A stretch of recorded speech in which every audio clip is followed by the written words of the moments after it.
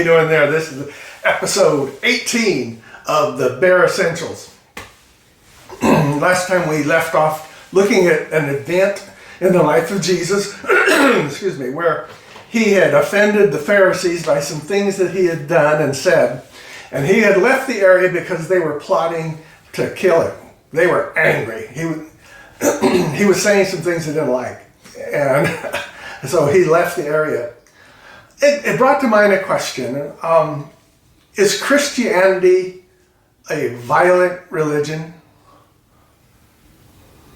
Oh, of course, are there some examples in the history of Christianity where it was violent? Oh, yeah.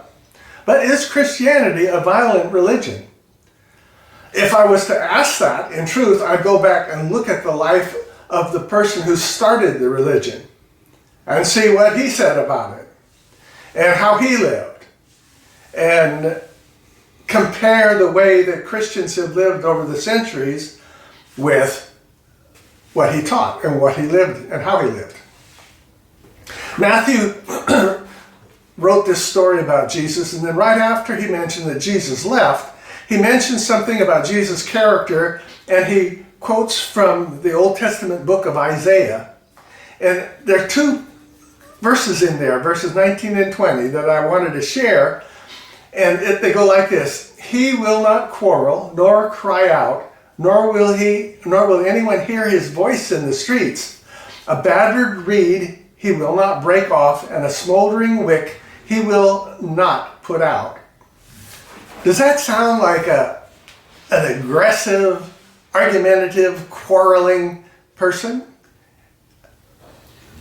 It says he will not quarrel or cry out. He's not going to hold a protest in the streets and protest at City Hall and throw things and loot and destroy things.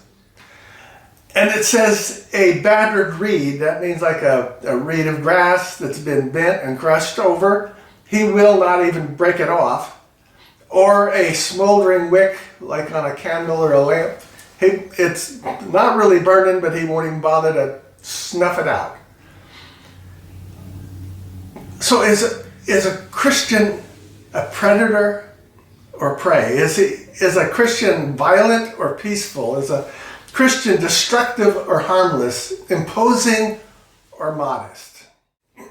Whatever we think about the Christian religion and how it has been over the last 2,000 years plus, we have to take a look at the person who founded it. Look at Jesus, upon whom the religion is founded, or who started the whole thing, and examine his life, examine his teachings, and then we look at our own response. We look at how we've lived our lives. We look at how Christians have lived over the centuries, and we should compare that with who he is, who he was, how he acted, how he lived. There was a time in church history, and it still is, when people who claim to follow Christ, who get the label Christians, are not very nice. They're mean, angry, argumentative, quarrelsome, trying to push their viewpoints on other people. I don't believe that Jesus was like that. He made some points. And like when he healed the man in the church service, and the Pharisees immediately left to see if they could kill him. They were angry enough to get rid of him because they felt his viewpoint was being forced down their throat. They didn't want to listen. I hope that the messages that we shared together, you don't feel like I'm forcing down anybody's throat.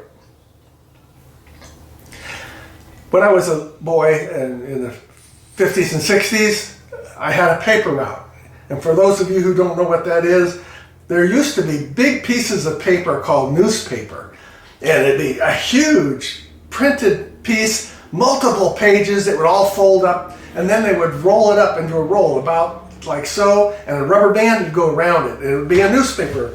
And then they would hire people like me, a newspaper boy, to make deliveries. I had a newspaper route that was about 100 papers every single day. every day, rain or shine, I would deliver newspapers to 100 different subscribers. And those newspapers were full of ads, right? Buy this, do this, come here, go there. And I don't remember, even as I graduated from newspaper delivery to newspaper reading as an older person, that I ever felt like those ads were forcing themselves down my throat. They were there all the time. I'd either ignore them, or if I didn't want to read anything, I'd just throw the paper out. It didn't affect me emotionally at all. I hope that if you don't like what I say and don't appreciate my experiences and my thoughts, that you will take it like an old newspaper and toss it out. It keeps showing up like an ad every day. Every time you open the newspaper, there he is again. Well, just toss it.